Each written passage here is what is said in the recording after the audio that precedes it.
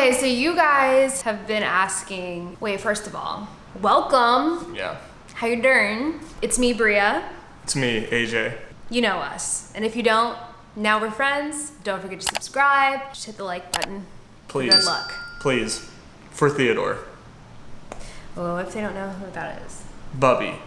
What if they don't know who that is? They might be new. Brett, if you don't know Bubby Schnubby, that is our son. We'll give you more context later. Okay, so basically what had happened was a lot of you were asking questions about relationships. We're no gurus, okay? But we've been doing this thing for how long? 5-ish years. Pretty good. Honorable mention. I say we get an A+. Yeah, our credentials include our friends asking us for advice, that and I guess now my followers asking for advice. But you know, we're just like you guys. We have our issues. We're not perfect, so I want to make that very clear. I think what I can say is we do like have a level of maturity that maybe some couples don't, and that's what a lot of you guys translate and kind of understand about us. And hopefully we can help you guys and give you some unbiased perspectives on what you guys are needing help with and tell you a little bit more about our relationship and what's worked and what hasn't, you know, all the tea. So you guys ready? You ready? Me? I'm ready. Is my breath hot? I forgot to brush. Oh. We just had red onion. Can you see it on my face? It's just stanking over here. No, I'm ugly. Do you know what I'm referencing? No, I never watched SpongeBob as a kid. Okay, so I took like the most asked questions. If you guys want a part 2 later, we can always do more. So comment below if you have a question you want us to go over, or also just add some insight to some of the stuff we talk about. We love hearing your feedback too. All right, let's do this. The first question we have is, has anything changed after marriage? So I'll let you dive in first on that. I don't think too much has really changed. The major thing that changed is that we work together now. So that kind of went hand in hand with the post-marital us. So a lot has changed, but I don't know how much of it is because I'm now married to her. Yeah, I would say not a lot has changed other than the fact that we have literally every possible life change around our wedding. So even if things did change, it would be hard to say like what the factor was. We moved, we got married, he quit his job. The only thing we didn't do was have a baby in the midst of all that. I would say the changes that we've had are definitely for the better. I think we're in a better environment that just serves our needs more. We're enjoying what we do more. So that's kind of reflected into our relationship. Both of us are in better mood. Those are the positive changes due to like other changes, but not necessarily marriage. So yes and no, but you feel me. Okay, someone said, I'm dating a man that couldn't give me what I needed. Am I crazy for still wanting it to work?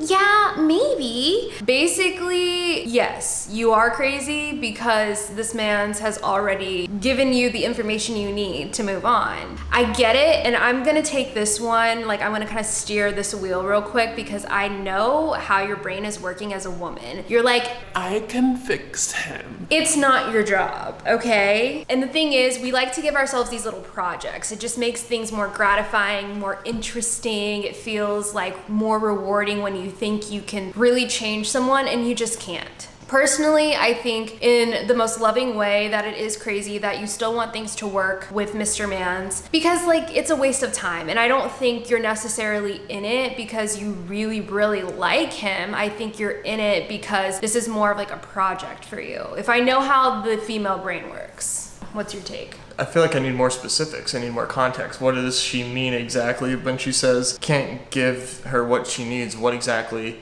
is it? I don't need more specifics around that. Like, if you are able to say he can't give you what you need, regardless of what that is, like whatever your definition of that is, to me, what do you want to work then? I mean, I think it does matter depending on what the context is. What are they not giving you, and have you communicated that to them? And if you have, and if they've blown it off or they're just not receptive to whatever it is that you're trying to change, then yeah, stop that. Get out of there. Sure. We agreed to disagree on this one, but I would assume maybe you've already had that conversation if you're considering not continuing on with this person. Hopefully, if not, like have that conversation. But if someone shows you their true colors, believe them. That's my philosophy. The next question is financially, what did we do to move in together? We just did a 50-50 split whenever we moved in. Yeah, it was always 50-50. Even when I quit my job, even when I started to pursue social media and everything, I always was like, I got my stuff, don't worry about me. To me, that was important because I didn't want him to like cover my stuff and break that trust that what I was trying to do was going to put pressure on him. This was my thing, this was my dream. We weren't married. I didn't have that expectation. I didn't want him to have that expectation. So that was important to me. And I know other couples might be different and be willing to balance things out differently. But for us, the 50-50 was what worked and what kept us stress-free. Honestly, I had my own studio. I was probably paying way more for that when you include amenities and everything. So once we moved in together, actually saved money. So it's the millennial way. Yeah. I think a lot of us are going that route. We're kind of forced to do that. It might just save you money, honestly. Yeah, don't do it just for financial reasons, Right. but there are financial benefits. So how would you say you knew you were ready to move in with me? I think because we were spending so much time together as is, there were definitely more nights in the week where I was sleeping in your apartment than I was in mine. So at that point, just because of the fact that my lease was up and we had been spending so much time together and I felt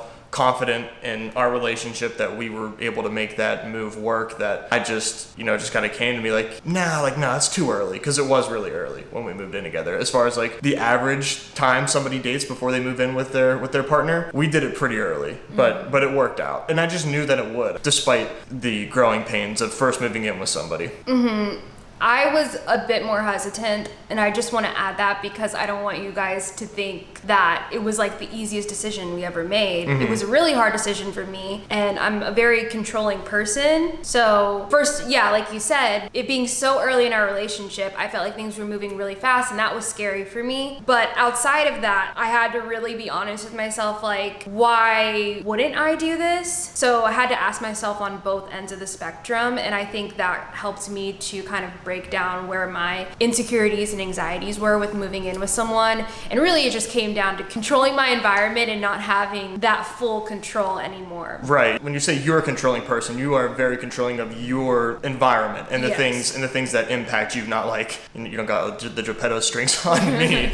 But he's like, let me make this very clear. But I think that's definitely something that you have to come to grips with as well as you couple trying to move in together, is that there are things that you're going to introduce new things into your environment that are normally a place for you to feel secure and at home, and it is your own space. Now you got to welcome somebody else's energy and somebody else's habits. So definitely prepare for this by talking to one another about, how do we tell each other when something is bothering us and when something isn't working out? Because you need to know how to have disagreements and how to bring things up in a way that's healthy. Yeah, you have to. Otherwise, you'll just explode at unnecessary times and resent each other, and you don't want that. We had to iron out some kinks in the beginning. Definitely. And we still do. Like, there are things that still drive me crazy, like your shoes by the door, but that's fine. Don't expect perfection, just expect progress, okay? We've come a long way. So was I mad? No. I literally was like, your shoes, right? There you go. See, I've come a long way. It used to be World War III. I better not even say that. Lord, never mind.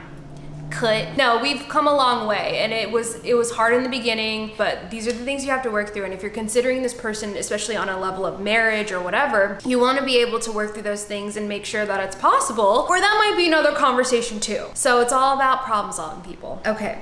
I do have a lot of girlies that have PMDD, and they wanted to know on my end, when did I open up to you about PMDD? If you're not a PMDD girly, this still might be helpful to you because it's a really important piece of my life. Backstory, PMDD is a chronic illness I have that centers around my period. Okay, so I actually got diagnosed while I was with AJ, so he's always been in the loop about that. I didn't know what it was at the time. I didn't really understand PMDD, but he's always known. I was not hiding that from him. I think a lot of people that I explain this to don't understand it, so it's not really scary to bring up. It's more so exhausting because I know that I'm gonna have to, depending on who the person is, give them a very thorough breakdown of what it's like for me. And even then, I still can't really put into words what it's like. I think the more difficult issue is him coping with my experiences and how that affects our relationship, and it does. And it's very hard, and I know that's a similar experience we all have across the boards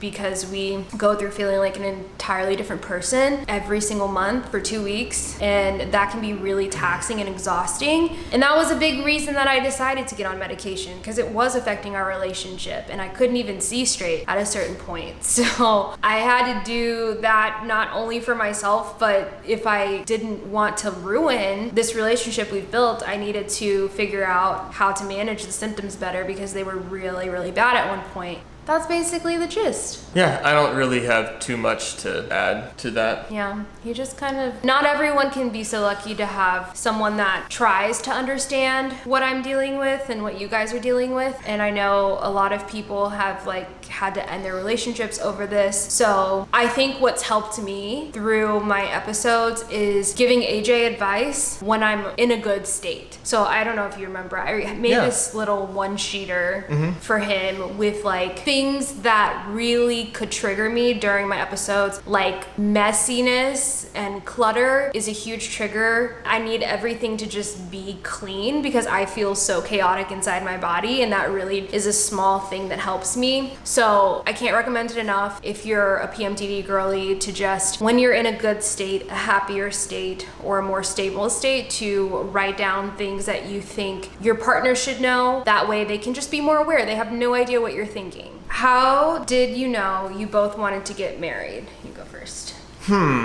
There was never an aha moment, you know? Nothing against the question asker, but everybody always asks these questions just to all couples, how did you know? How did you know? There was never a snap moment for me that I knew. It was just accumulation of just good times with Bria and knowing that that was the goal when we were dating. We were in our mid to late 20s. At that point, I was dating somebody for the purpose of hoping that they were the one I was going to marry. So I sort of had that in the back of my mind, that this wasn't a temporary thing for me and that, I was just waiting for a reason not to, and that never happened. We just kept having great times together. I loved her family, my family loved her, everything was adding up, and then after about 2 years, I asked her dad what he thought about me proposing to her, and he was ecstatic by the idea, so everything just kind of fell into place. It was just something that I always had in mind with her. Yeah, he knew pretty early. Let's go back to the tweets. No, he literally, before he even asked me to be his girlfriend, he made this tweet, and I always think about it. It was on Mother's Day. We went to a baseball game with a group of our friends, and he was like, I'm at the game with my wife, but I miss my mom because it was Mother's Day. And I was like, boy, ain't your wife, but anyways, that's funny. Manifesting. There you go. Yeah, it wasn't an aha moment, and I think a lot of people might be holding themselves back thinking it's gonna be this very crazy pivotal moment or a fairy tale moment, but really it's this emotional maturity that just evolves through the relationship, and it's really a matter of saying, okay, does this person make me better? Does this person make me happier? And if you can check the boxes that you're progressing as a being with that person, I think that's a great sign that this could be someone you could marry if that's something you're interested in. But if you can't answer that for yourself, are you becoming a better person? Are you happy with being in that relationship? Then I think that's kind of where you have to evaluate if it's a good fit or not. They could be a great person, but if they're not helping you to become a better person and be happier, then it might not be a good fit. I think we're on the same page there. And kind of feeding into this question, a lot of you wanted me to elaborate on marriage anxiety, which I kind of had told you about after Hawaii, I think. Close to the wedding, I was just really nervous, anxious, and it was a lot of head questions that I just worked out with my therapist. I knew at the end of the day this is what I want. This is what I want to do. But I think a lot came up for me. I mean, I've never been a wife. I've never been married. So yes, I should be nervous. I think it's a great sign that I was nervous to be making a life commitment. I've never even made a life commitment. I've never committed to anything for that long. So as we got closer to the date, I did get nervous. I did get a little anxiety. And I think that should be a little more normalized. I know you often see people and they're like, I'm so sure. This is the most sure I've ever been. but I'm a really analytical person when it comes to making decisions. So I'm like, I know that I feel sure, but is this something I can do? So I questioned myself a lot as we got closer to the wedding, and I talked to my therapist about it, and she was like, Bria, I just love how real you are, because all these girls out here, you know, they get on the gram, they're like, you know what I'm talking about. But no one tells you about the real anxiety that comes with getting close to marriage and getting married. So that's kind of what happened for me. And basically, I just worked through why I thought I wouldn't be a good wife, and I think that's where most of my fears came from. And no shade to my family, but like, I've already made it known. You guys know I came from divorce, so I didn't necessarily see how a full-blown marriage goes. And I was like, how do I know how to do it then? So that was something I was also fearful of, and I had to understand that I could also learn from what I grew up around and use it to better myself, which I've done my entire life, so this is no different. Did you have any anxiety? I had most of my anxiety just about the tuxes. I was just really nervous because this was like peak supply chain issue at this time. That's whenever we were going through that chapter of whatever the hell saga we are in right now in the world. I was really nervous about that, and the guys at the tux place were just so under control about it. They were trying to put me at ease, and they did. At the same time, I was also like, I need you guys to be on my level. Like, can you tell me that you understand that this is... Anyways, they did a really good job, but that was really my only nervous thing, was that I was worried that the one thing that I needed to be in charge of, because Bria took care of so much for this wedding, I was just nervous that my little thing was gonna fall apart and I was gonna ruin it. I was nervous too. But I'm like, you gonna have to figure it out, okay? Tuxedo t-shirts. But yeah, basically, it's normal to be nervous. It's not a terrible thing. And like I said yesterday in my little Q&A and IG stories, if you're having those feelings around marriage yet you know like you're in a great relationship and this is what you want, just try to figure out where those feelings are coming from. It's probably just your ego freaking you out, as it always does. So you just need to work through those and figure out where it's coming from. And it's probably some projection of your childhood, like it always is.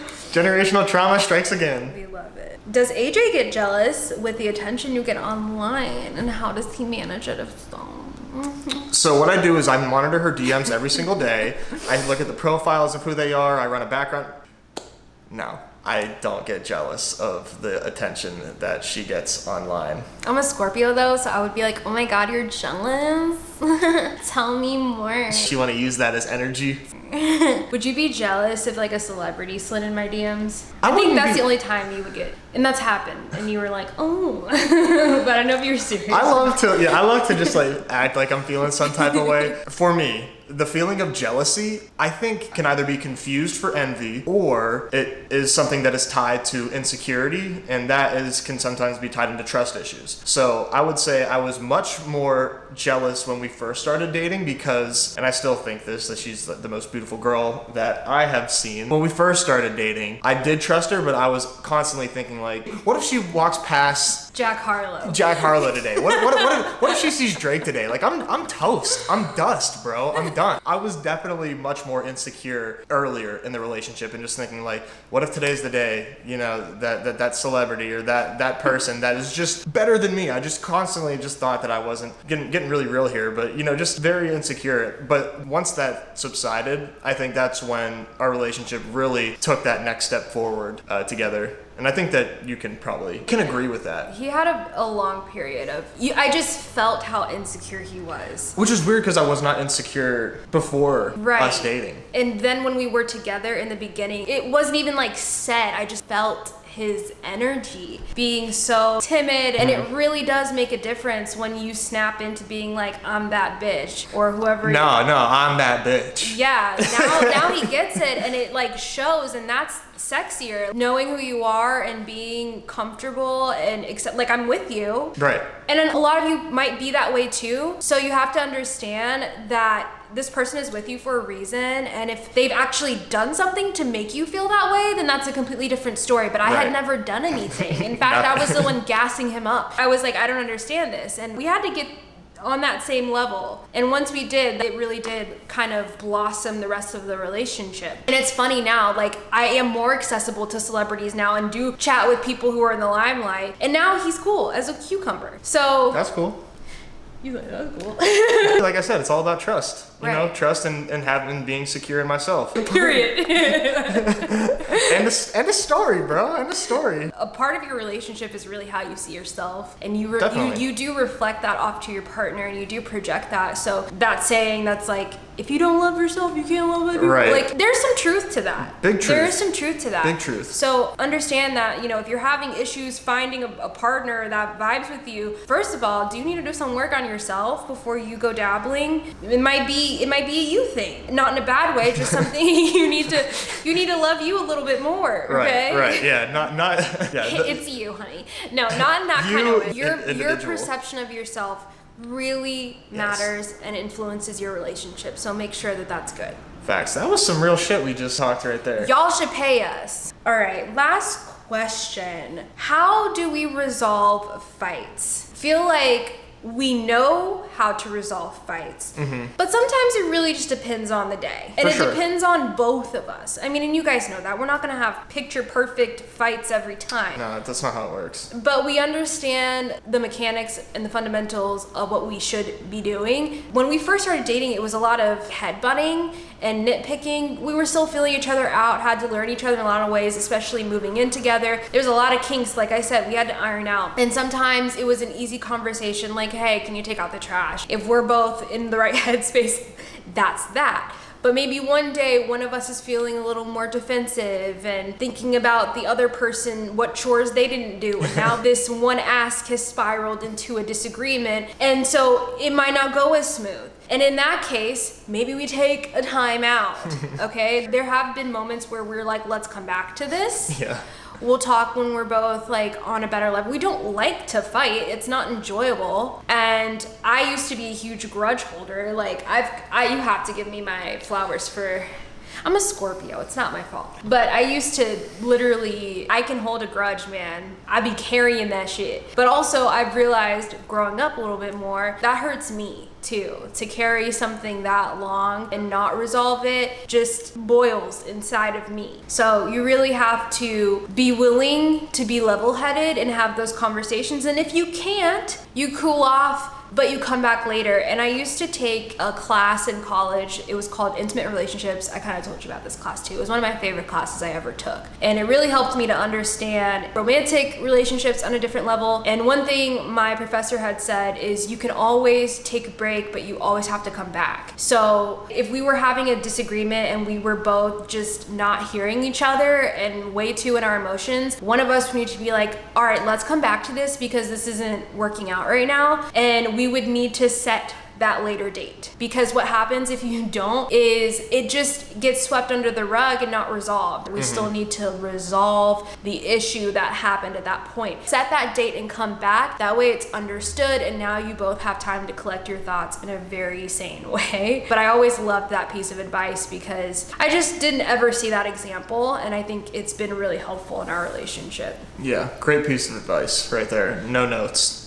No notes. Now when we talk about things that would have otherwise in the past or on a bad day could be a fight, we know how to talk about these things. Yeah. It's really important that you know how to communicate with one another, specifically how to disagree, like we already said earlier. And we can't recommend enough premarital counseling before you get married. Even just looking up communication style tips with your partner or solo and then bringing them to your partner if you just want to improve, even if you guys are doing well. You think you know and you don't. Active listening is a really hard skill.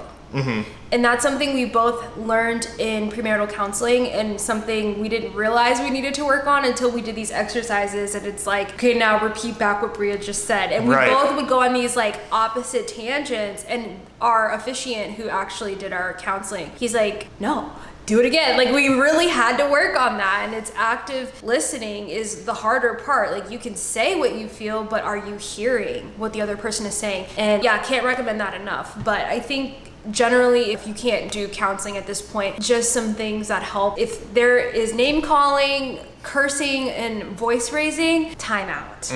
Yeah. Those are things we don't do that, because that just is going to escalate, and now you can't hear the other person. Yeah. It's all about I statements. I feel, not you, because of course that's gonna make the other person defensive. Yo. Okay, soldier boy. But yeah, that's basically what has worked for us. And of course, like I said, we're still in this, we're still newlyweds. Still here. Figuring it out. Still here. So we'll let you know as we learn how things turn out. But yeah, That was good stuff. that's pretty good. A lot of good nuggets in there. Get some barbecue sauce. All right, y'all. Thanks for tuning in. We love you guys. Don't forget to subscribe and like this video, and definitely leave a comment. We want to hear from you. We love you.